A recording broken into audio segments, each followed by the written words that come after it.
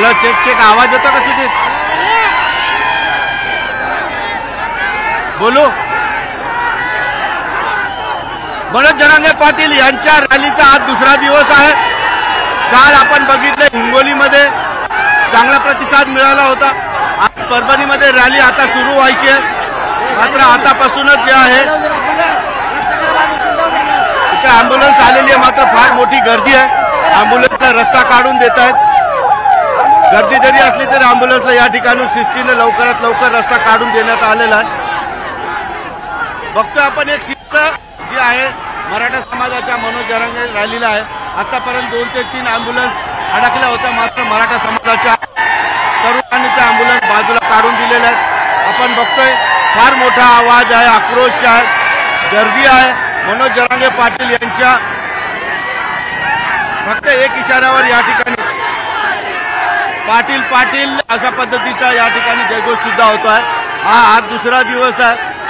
नेमकं दुसऱ्या दिवशी कसा रिस्पॉन्स होता, मनोज जरांगे पाटलांना काय वाटतं याविषयी बोलण्यासाठी माझ्या सोबत मनोज जरांगे पाटील आहेत. पाटील साहेब काय म्हणाल? आज दुसरा दिवस आहे, हिंगोलीपेक्षा जास्त गर्दी इथं दिसते.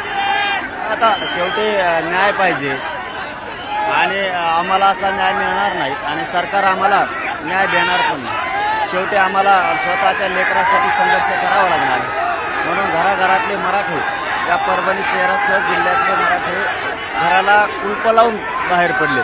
तरी आमचा अर्धा समाज, मी कालही सांगितलं, विठुरायाच्या पंढरीच्या दर्शनाला गेलेला आणि काही बांधव आमच्या शेतात कामाला गुंतले. तरीही पोरं हा समाज स्वतःच्या जातीला न्याय मिळावा म्हणून रस्त्यावर आहे. सरकारला माझं एकच सांगणं आहे की तुम्ही काहीही करा पण जरा आक्रोश समजून घ्या. आमच्या आया बहिणीचं कंपाळाचं पुसलेलं कुंकू ह्याचं जरा जाणीव करा. तुम्हाला खरं सांगतो मी मागात पडेल, इतकं मागात पडेल की मीही वेळेवर काय करू शकणार नाही. कारण शेवटी सहनशीलता सहन करण्याची काही पद्धत असते. सहन मराठ्यांनीच का करायचं? असणारं हक्काचं आरक्षण पण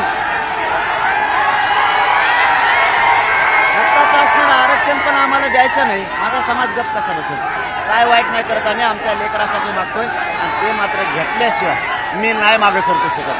पाटील, लोकसभेला तुमच्या आंदोलनाचा फटका बसला, सगळ्यांनी मान्य केलेलं आहे. विधानसभा तोंडावर आहे, त्या ठिकाणी सुद्धा तुम्ही भूमिका घेतली की आरक्षण नाही दिलं तर आम्ही पाडून टाकू सगळे. सत्ताधारी असतील किंवा पक्षाच्या नेत्यांना हे कळत नाहीये का कळून ते लक्ष देत नाही? मी काय करू? मी वारंवार सांगतोय राजकारणात मला नाही जायचं, माझ्या समाजाला नाही जायचं. तुम्ही आमचं हक्काचं आरक्षण द्या, पण तुम्ही जर बोटावर खेळणार असला छगन भुजबळचं ऐकून आमच्या गोरगरीब मराठ्याचं वाटोळं करणार असला आणि आमचे लोक आमच्याच अंगावर जर घालणार असला तर आम्ही किती दिवस सहन करायचं आणि का करायचं? का सहन करायचं? माझ्या लेकराला मराठ्यांच्या न्याय नाही द्यायचा का तुम्हाला? आम्हाला नाही आमचे लेकरं मोठे होत वाटतं तुम्हाला?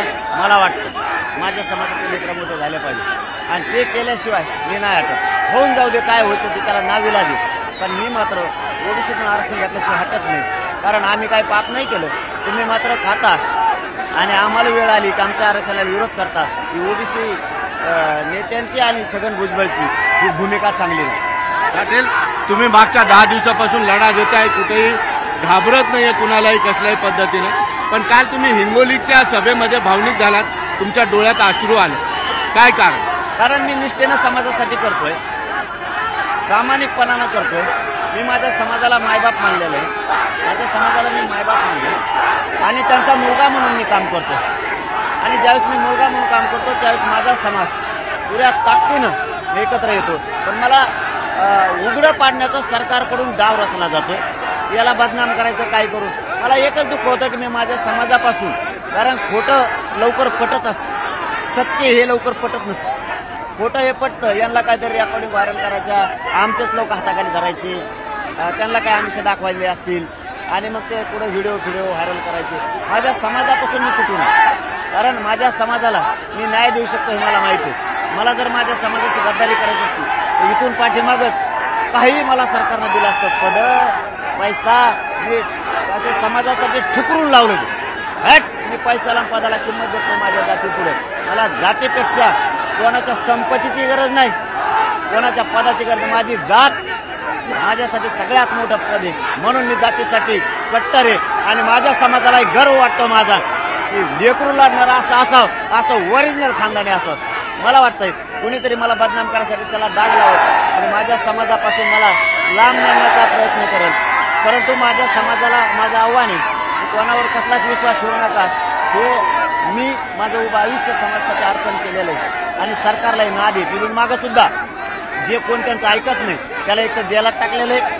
नसता कोण ऐकत नाही त्याचे खोटे व्हिडिओ बनवून त्याला बदनाम करून सरकेलेलं आहे समाजापासून लांब. पाटील, समाजावर तुम्ही एवढं प्रेम करता का? मला समाजापासून कोणीतरी दूर करण्याचा प्रयत्न करते म्हणून तुमच्या डोळ्यात पाणी आलं. समाजावर एवढं प्रेम? मला डोळ्यात पाणी येण्याचं कारण माझं प्रेम माझ्या समाजावरचं कमी होत नाही, माया कमी होत नाही. मला करमतच नाही समाजाचं काम एक दिवस जर नाही केलं तर. मला वाटतं रोज काम असावं, रोज मी कामात राहावं समाजाचं दर दिवस. काय आक्रोश काय म्हणतो? एक मिनिटही थांबून त्यांना वाटतं आमचा भाऊ आला, कुणाला वाटतं महिलांना वाटतं आमचं लेकरू आलं, माणसाला वाटतं माझं लेकरू आलं. माझे माणसं घरी झोपत नाही. मी ज्यावेळेस रस्त्यावर निघतो त्यावेळेस आपल्या कॅमेरामॅनला बघा, तुम्ही सांगा पुढं सुद्धा कॅमेरा फिरवा म्हणा, बघा पुढं पब्लिक किती. हे सरकारचे जर डोळे उघडले ना तर खूप चांगलं होईल. माझी आपल्या कॅमेरामॅनला खरंच विनंती आहे, त्यांनी फक्त पुढं दाखवावं. 2 किलोमीटरपर्यंत लाखानं लोक आहेत. कारण हे आक्रोश जर नाही थांबला तर तुम्हाला सांगतो आता तरी थोडे गेले 288 उमेदवारच येऊन देत नाहीत मराठी. हे फक्त बघा, कॅमेरामॅनला खरंच सांगतो मी विनंती करून की फक्त पुढे एकदा फिरवा, पुढं पब्लिक बघा. 2 किलोमीटरवर तुम्हाला नुसती पब्लिक आणि पब्लिकच दिसणार आहे. पाठीमागे सुद्धा समाजावरचं हे प्रेम, हे अनोखं नातं आहे तुमचं. मग एवढं प्रेम करणारं कोणी मुलगा म्हणून काम करतोय, काय वाईट करतोय? मुलगा म्हणून वाईट करतोय. त्यांची इच्छा आहे मी त्यांना एकदा हात करावा म्हणून हात करतो.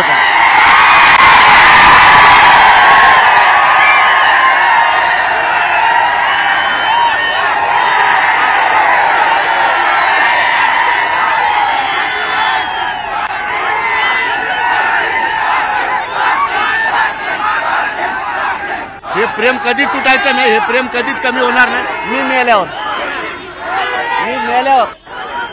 तेव्हाच मी समाजापासून लांब जाईल. हा मनोज जरांगे शेवटचा घटका मरणाच्या मुजिणार आहे. मरणाच्या दाढेत जरी बसलो तरीही मी माझ्या समाजापासून लांब नाही जाणार. मला बदनाम केलं तरी नाही, यांच्या मुंडकावर पाय दी, पण आरक्षण माझ्या जातील देईल. खोटं बोलता, सरकार गैरसमज पसरता. चंद्रकांत पाटलांना पुढे घातलं वाटतं आता बदनाम करायला, खोटं माहिती द्यायला अध्यादेशाबद्दल, सगळ्या सोयऱ्यांच्या मागणीबद्दल. परत गिरीश महाजनांना घातलं वाटतं. हे निस्वार्थी प्रेम आहे दोघांचं एकमेकांवर समाधान. हे नाही मिळणार दादा. निस्वार्थी प्रेम मी लय नशिबाने, म्हणून इथून मागं कोणी काय केलं मला नाही माहित, म्हणून समाज विश्वास ठेवत नव्हता. माझ्यावर एवढा समाजाने विश्वास ठेवलाय, मी लयच नशिबाने की. आणि मी पण काय वाईट केलं? एक 4 आण्याला कोणाच्या हात लावला नाही, समाजाला खोटं बोलून मी काहीच केलं नाही. पाटील, तुम्ही प्रेम समाजाचं बोललं की तुम्ही भावनिक होत आहात. काल सुद्धा रडल्या, आज सुद्धा तुमच्या डोळ्यात पाणी येतं. बघा काय असतं दादा, शेवटी मला समाज लय प्रिय आहे आणि ज्या दिवशी मला असं वाटतं की माझ्या समाजापासून मला कोणी लांब नेऊ नये आणि ज्या दिवशी मला असं वाटतं की मी आता टप्प्यात आरक्षण आणलं, त्याच वळणावर नेमकं माझ्या आरक्षणाचा मला बदनाम करून किंवा माझ्या समाजाला बदनाम करून घात करतील की काय, मला इथं वाईट वाटतं. पण मी एक जाहीरपणा नाही बिन लोकांच्या माध्यमातून समाजाला सांगतो की मायबापा हो, तुम्हाला मायबाप म्हणले, फक्त कोणावर विश्वास ठेवू नका. कुणी बदनाम करायला निघालंय, कुणी रेकॉर्डिंग व्हायरल करायला निघालंय, कुणी आरक्षणाच्या बद्दल खोटं बोलायला निघालंय, कुणी वेगळे प्रयोग हातात घेतलेत, कुणी आपल्या पुढे आंदोलन बसवायला निघालंय. छगन भुजबळने काही ओबीसी नेते आपले विश्वास नका. मी तुम्हाला मायबाप म्हणलो ना, तुमचे मान खाली होण्याचा एकही पावलं चालणार नाही, शब्द आहे. शेवटचा प्रश्न विचारतो, तुम्ही मायबाप मानता, मायबापाची जबाबदारी मुलगा पुढे जाऊन घेतो, एक परतावा असतो. समाजाचा मुलगा म्हणून तुमची काय जबाबदारी आहे, समाजाला काय द्यायचं? शेवट माझ्या गोरगरीब करोडो मराठ्यांचे घराघरातले लेकरं, मग तो कोणत्याही पक्षाचा मराठा असो, भाजप, काँग्रेस, राष्ट्रवादी, शिवसेना, शेतकरी मराठा, ऊस कामगार तोडणारा कामगार वर्ग, व्यावसायिक, वकील, डॉक्टर, जेवढे आमचे शिक्षक, पोलीस बांधव आहेत, सगळे यांचे लेकरावर मला आरक्षण देऊन करोडो गोरगरीब मराठ्यांच्या लेकराच्या अंगावरती वर्दी चढलेली बघायची. आरक्षण देऊन माझे लेकरं, माझा समाज मला मोठा झालेला बघायचा. माझं दुसरं काही स्वप्न नाही. आरक्षण द्यायचं आणि ते पण ओबीसीतूनच द्यायचं.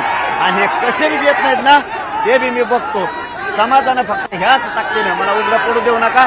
मला तुमची वाट बळाची ना आता आशीर्वादाची आता गरज आहे.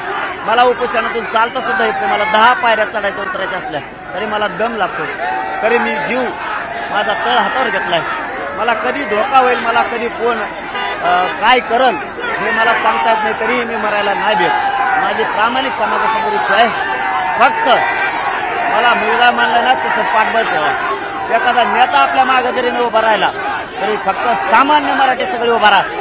आणि कोणाच्या खोट्या केसेसला भेऊ नका, आंदोलनात यायला भेऊ नका. कोणत्या नेत्याने दहशत केली आंदोलनात येण्यासाठी तरी भेटायचं नाही. आपल्या जातीसाठी कॉलर टाईट करून सगळ्यांनी रस्त्याच्या घराच्या बाहेर पडून रस्त्यावर उभं राहायचं. हा मनोज जरांगे तुमच्या लेकराला आरक्षण दिल्याशिवाय थांबणार नाही. कारण आपलं आयुष्य गेलं, आपण वाईट दिवस भोगले, पण आपल्या लेकरांना आता वाईट दिवस भोगू नये म्हणून आपल्याला आरक्षण पाहिजे. एवढे हात जोडून विनंती समाजाला. ताकदीने सगळ्यांनी घराच्या बाहेर पडत जा. घराला कुलपा लावा. शहरातल्या मराठ्यांनी बी सुद्धा आपण आपल्या व्यवसायाला, आपण आपल्या नोकरीला एक दिवस रजा द्या. घराच्या बाहेर सगळे पडा. एक सुद्धा इकडे तिकडे राहू नका. शहरातले खेड्यातले सुद्धा एक दिवस कामं बंद करा. पण आपल्या लेकराच्या न्यायासाठी लाखाच्या संख्येनं गर्दी उसळू द्या. हे आक्रोश सरकारने समजून घ्यावा. मुख्यमंत्र्यांनी साहेबांना सांगतो, षडयंत्र बंद करून ओबीसीच्या नेत्याला आमच्या अंगावर घालायचं बंद करून मराठ्यांना त्यांच्या हक्काचं आरक्षण द्या. नसता मी जर एकदा निर्णय घेतला तर 288ला एक बी उमेदवार निवडून नाही येऊन द्यायला. पाटील, समाज प्रेमापुढे कुटुंब प्रेम कमी पडतात.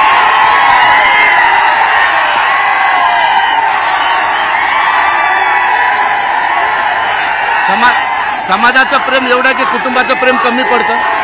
कुटुंबाचं प्रेम कमी, समाजाचं प्रेम जास्त. कुटुंबच कुठे माहित नाही. कुटुंबच मला माहित नाही. कुटुंब पूर्ण सोडलं. मी माझं पूर्ण आयुष्य समाजासाठी अर्पण, सगळं समाजासाठी अर्पण केलं. मला काय नको. मला पैसा नको, घरदार नको. कुटुंबाचं प्रेमच जास्त, त्यापेक्षा समाज प्रेम जास्त. मला खरंच काय नको. मला कुटुंब नको, मला घरदार नको, मला पैसा नाही पाहिजे. माझं कुटुंब समाज आहे. आणि माझा परिवार सुद्धा ज्यावेळेस माझ्याकडे येतो त्यावेळेस समाजच म्हणून येतो. मी 10 महिन्यात 5-7 वेळेस गेलो असून नसता मी शक्यतो समाज मला दिसला मला ऑटोमॅटिक बळ मिळतो. मी किती काही झालेला असू द्या, मला ताबडतोब माझा समाज दिसला की मला ताकद मिळते. मी समाजाला दिसलो माझ्या समाजात बी ताकद चढते. ते माझ्या पुढं केसेला भेट नाहीत. त्यांना कोणी हाणलं तरी मागे सरकत नाहीत. आंदोलनात सुद्धा ताकदीनं उतरते. मला फक्त हे समाज दिसला, माझा मायबाप समाज माझ्या पाठीवर हात टाकायला आला की मला शक्ती मिळते. आणि मीही दिसलो की माझ्या समाजाला ताकद मिळते, बळ मिळतं. आमचं दोघांचं माय लेकराचं नातं झालेलं आता समाजाचं आणि माझं. त्यामुळे समाज मला कधी सोडत नाही. मी समाजाला मरेपर्यंत सोडणार नाही. माझा आयबीएन लोकमतला शेवटचा शब्द आहे. हा मनोज जरांगे मरल तर इमानदारीनेच आणि समाजाच्या खांद्यावरच मरल. दुसऱ्याच्या पाय चाटून कधीच मनोज जरांगे जगणार नाही, कधीच. पाटील, समाज प्रेमाबद्दल बोलताना नेहमी भाऊक होतात. आता सुद्धा त्यांच्या डोळ्यात अश्रू आलेले आहेत. आणि त्यांनी एक स्पष्टपणे सांगितलेलं की मला मरण येईल तर समाजाच्या पायाजवळच येईल, समाजाच्या खांद्यावरच मी जीव सोडेल. इतरांचे पाय चाटून मी कधी आपलं मरण पत्करणार नाही. एक वेगळ्या पद्धतीचं कुटुंब, समाज आणि यांचं नातं या ठिकाणी आहे. आणि आपण बघतोय समाजाचं प्रेम मनोज जरांगे पाटलांवर किती मोठ्या प्रमाणात, ते वेगळं सांगण्याची गरज नाही. सुधीर जाधवसह सिद्धार्थ गोदाम, न्यूज 18 लोकमत, परभणी. टोपी दो ना पाटील को, टोपी दो ना.